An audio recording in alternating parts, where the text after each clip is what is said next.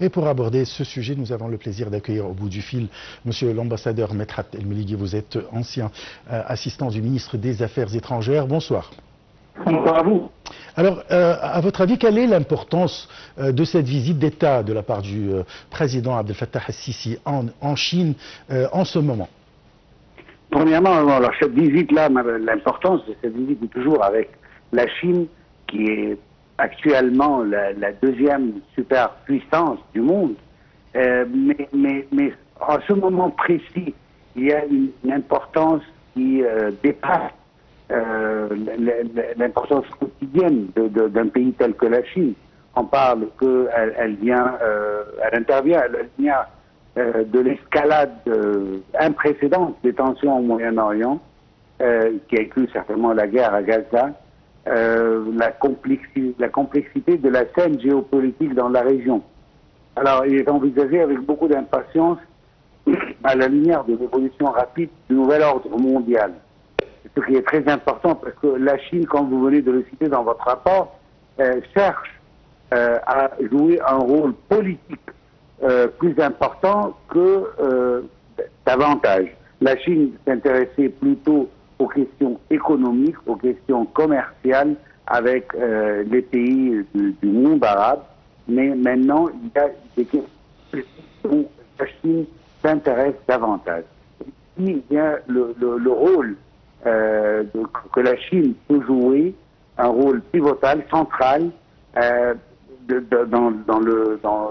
comme je viens de le citer, dans ce nouvel ordre mondial, dans lequel on cherche une certaine balance avec une position qui soutient et supporte Israël d'une manière inconditionnelle. Je parle ici des États-Unis. Alors, l'équilibre que peut obtenir le monde arabe viendra certainement de la Chine, notamment que la Russie, l'allié traditionnel du conflit israélo-palestinien, est toujours un peu absorbé par son conflit militaire avec l'Ukraine, ce qui représente un obstacle pour plus d'intervention russe dans le conflit actuel. D'ici vient l'importance de la Chine en tant qu'une superpuissance très active et qui cherche à jouer un rôle important. N'oublions pas que aussi il y a des problèmes, ce n'est pas un secret, le problème taïwanais qui a envahi le Chine avec les États-Unis. Et d'ici vient l'importance de essayer de pousser ou bien d'inciter la Chine à jouer un rôle plus important pour garder l'équilibre dans notre région. En tant que diplomate, en tant qu'homme de politique, alors est-ce que vous trouvez que la Chine pourrait vraiment jouer un rôle crucial dans le conflit israélo-palestinien avec les différends avec les États-Unis, avec ces différends avec les États-Unis? Le problème est un peu ambigu. Je veux dire que malgré l'importance du rôle chinois dans une médiation, et c'est pour ça qu'on a entendu toujours parler de médiation chinoise, la Chine avait invité à une conférence internationale pour pouvoir parler pacifiquement. Ici, la Chine peut jouer un rôle important. Donc quand il s'agit de convaincre, de presser Israël à se plier au droit international, malgré les efforts chinois, tels que les efforts égyptiens, mais Israël, malheureusement, n'entend que la voix de la force. Et d'ici vient le rôle, dans ce cas, des États-Unis beaucoup plus que la Chine. Cela veut dire que c'est les États-Unis qui peuvent jouer le rôle le plus important pour convaincre l'Israël à se plier aux droits internationaux et au droit international humanitaire. Mais cela dit, la Chine peut toujours exercer sa pression diplomatique. Il y a des relations économiques qui sont très importantes aussi entre la Chine et Israël, mais on ne peut pas nier que c'est les États-Unis qui peuvent jouer le rôle plus important. On a vu que malgré que la communauté internationale, que ce soit par les pays individuellement ou par les Nations Unies, n'ont pas pu jusqu'à maintenant convaincre Israël à entendre la voix de la raison et à entendre la voix du droit international. Qui peut exercer cette force, c'est seulement les États-Unis en ce qui concerne Israël. Mais si on parle de médiation, si on parle de essayer d'avancer les négociations de paix, là la Chine peut jouer un rôle très important et ce qu'on attend des relations fortes entre la Chine et les pays arabes et leur support qui a toujours été manifesté pour la cause palestinienne. Ouais.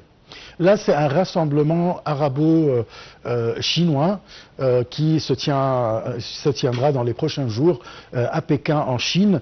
Là, la présence de 4 chefs d'État des pays arabes, des pays très importants dans la région, en coordination avec la Chine. Est-ce qu'on peut s'attendre à sortir de ce rassemblement d'une telle pression sur les États-Unis pour essayer d'arrêter les fusions de sang dans les territoires palestiniens? Premièrement, je dois exprimer que j'aimerais bien voir beaucoup plus de chefs d'État arabes qui participeront, mais certainement l'Égypte, qui est le pays arabe le plus grand et le plus important de ces pays, sera présent. Aussi, on a d'autres pays arabes assez importants qui vont participer. Et je pense que tout cela peut cristalliser une position claire chino-arabe en ce qui concerne le support pour l'État palestinien. Comme on le sait tous que la Chine a déjà reconnu l'État palestinien depuis un bon moment et que c'est maintenant le temps d'exécuter ce plan de sorte qu'on peut arriver à aboutir à 2 États. Dans les négociations internationales stratégiques entre les États-Unis et la Chine, cela peut être un point de négociation entre les 2 superpuissances et on espère que le support chinois pour la cause palestinienne va se traduire dans ces négociations entre les 2 États. Mais on parle ici plutôt de négociations pour établir un État palestinien. Mais la situation ou la crise actuelle, le génocide qui est en train de prendre place, là, la Chine, ses efforts vont être clairs, mais en même temps pas de la même clarité que celle des États-Unis, comme on a déjà précisé. Monsieur l'ambassadeur Medhat El-Melighi, je rappelle que vous êtes ancien assistant du ministre des Affaires étrangères.